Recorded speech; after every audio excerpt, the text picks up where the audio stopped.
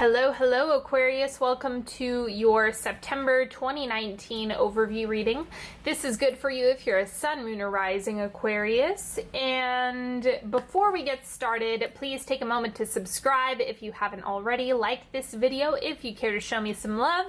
And make sure you check me out on Instagram at Onyx Healing. And also, for those of you who would like to work with me one-on-one, you're more than welcome to book a session with me. The link is in the description box, or everything else that you need is on onyxhealing.com. All right, without further ado, let me tell you what the deal is with today's reading. So I'm doing something different. I know normally I do a very structured spread and I do a timeline and everything.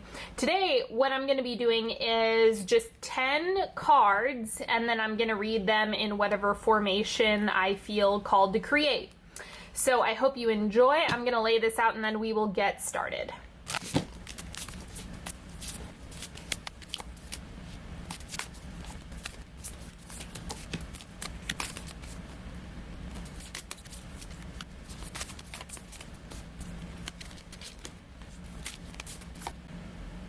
All right, let's see what's going on first thing for you. Courage. No one is fearless. No one.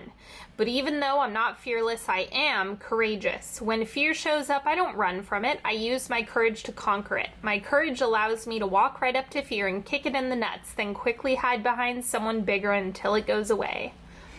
So this is one of the things that I get asked most often is, how do you get rid of fear? How do you get rid of fear? How do you get rid of fear? How do you defeat fear? And my whole thing is, you don't. You don't. You just let it hang out. It can be there, but you have to show up and push beyond it. You can't just let it override everything. So while you can't totally eliminate fear, it's something that you can absolutely override whenever you want, whenever you need to. Let's see what else is going on. My happiness can be measured by the level of my faith in love. Ain't that the truth? So faith is actually what allows you to think maybe there's something different here. Maybe things aren't going to manifest the way that I imagine them to, especially if that's a negative conclusion that you're coming to. And that's what I'm getting is a really big part of the faith picture in this card. So just keep that in mind. It's about your faith that things will shift and transform wherever you might be feeling stuck. And then we have crocodile. So you need to wait. This is not a good month to make a whole bunch of rash decisions or be thrashing around. This just isn't the month to do it. I'm not getting anything bad from the crocodile, of course. It's just about being patient with yourself, being patient with the timing of things, not wanting, or you can want it, but try not to force or rush things along. This is something where you're just going to have to kind of chip away and understand that when the right opportunities arise, they will make themselves clear, they will make themselves known, and you'll be able to execute when you feel that either that you're clear on your direction or what's best for you makes itself clear. Okay, and then on the bottom of the deck, we have the Wheel of Fortune. So things can go in whichever way you want them to. Now, this is actually a reminder of your free will. So it's very, very important throughout this month that you just remind yourself that you have the ability to choose. Your free will is one of the greatest tools that you have, and so your actions are accumulative. They are things that compound over time, and so you can trust that even if you're not seeing rewards right this moment. Having the courage to do things that are really uncomfortable is going to put you in a better position than staying complacent. So the Wheel of Fortune, while a lot of people view it as luck shifting in your favor, I also see it as a reminder that you have the ability to choose and to decide where things go for you. My happiness can be measured by the level of my faith in love. It's not measured by what you have going on in the material world. Okay, that's not a good way to gauge your happiness. If it's predicated on a relationship outside of yourself, an object outside of yourself, a material thing outside of yourself, you're setting yourself up for failure. So know that you can steer the ship whichever direction you want it to go. Then I have the Hierophant. This has to do with boundaries. So make sure that you are staying on top of where you need to buckle down and commit. So if you feel like you have a really difficult time sticking to a habit, remember that the Hierophant is like, it doesn't matter if you experience mental resistance or fear. The point is that you commit to yourself and you show up for yourself and you take action for yourself, and that you do that for yourself day after day after day. That is how things grow, and that's how things improve. So the Hierophant is a very clear reminder of that. You don't have to think it's easy, you just have to do it. And then the Nine of Pentacles, it's like you have made a lot of progress, but if you're not giving yourself credit where credit is due, it's just making things harder, right? You can be as hard or as gentle on yourself as you want. That's something that you can train yourself to do more of one or the other, even if you have a lot of programming from your parents or whoever brought you up. But the Nine of Pentacles is saying reflect on past successes in order to maybe give you courage or give you strength, or to feel into personal fulfillment and happiness. You want to look back on all of the things that you have accomplished. And then we have the Sun. Let me clarify this. This card has been popping up quite a lot for other signs as well.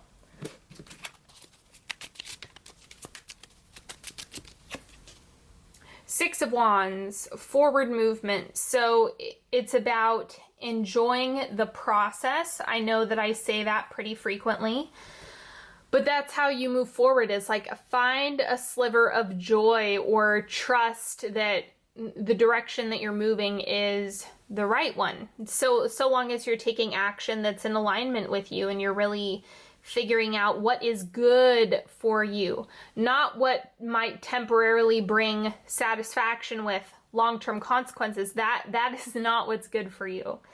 What's good for you is what repairs and rebuilds trust within yourself, confidence within yourself, and a large part of doing that is focusing on boundaries with yourself. This means when I say a boundary with yourself, I'm talking about like committing to exercising every morning. Like that's a boundary that you have with yourself so that you can actually show up for yourself and do the damn thing. That's a big part of it, and it actually heals your self-love, your personal sense of fulfillment. Because if you are able to show up for yourself, you're able to show up for others. Taking that seriously is going to be a good idea this month. And then we have the Two of Wands. I think you might be thinking really big picture, very, very macro. But remember that a lot of the steps that you need to take in order to get to that space are going to come from a consistent daily decision attitude, the micro. This is having you look at the big picture and create a roadmap for the big picture. But in order to do that, you have to start living it, experiencing it, conjuring up the feelings, taking actions as if you're already that person, already in that space, already doing that thing. That's what the Two of Wands wants to remind you in this position. It's like, yes, you can think long term, but unless you master the boundaries with yourself and the consistency, then you're going to have a lot more trouble getting to that macro space. So don't discount the small decisions, the small habits, the small behaviors, because those are really what add up.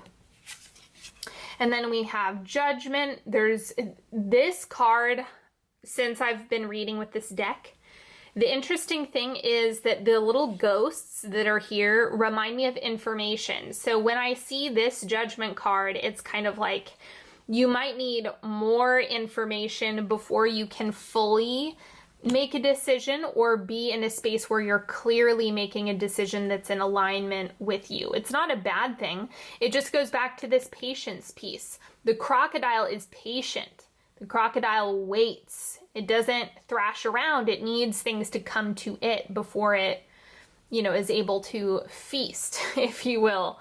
So that's kind of where it's saying, well, allow more information to come to the surface before you call something or before you make a final decision.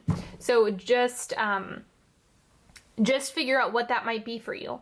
Maybe it's some moves that you want to make, or maybe this is simply a wait and see reminder. You don't need to change direction or make some radical movement necessarily. Maybe there is somewhat of a pause, reflect, master the little things, figure out what you can really cling on to in order to build that stamina and confidence, because that's what's sitting up here.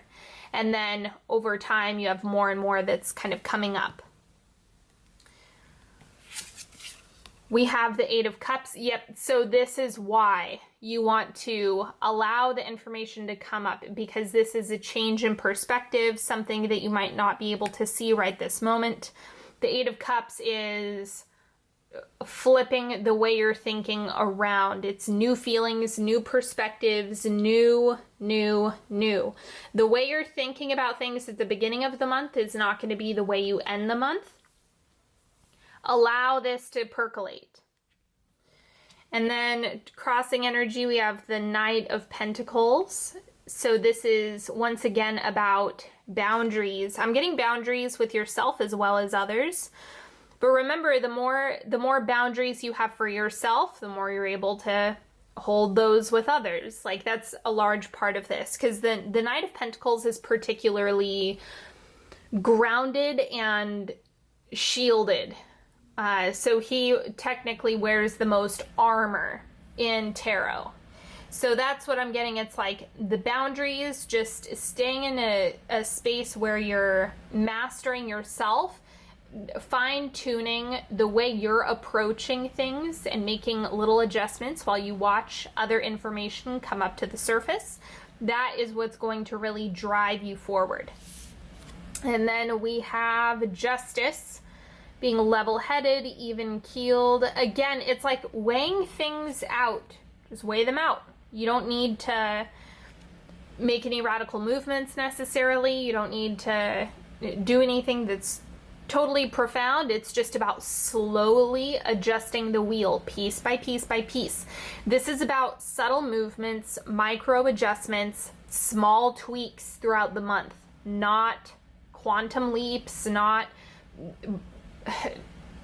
it's not about just constantly exceeding your expectations.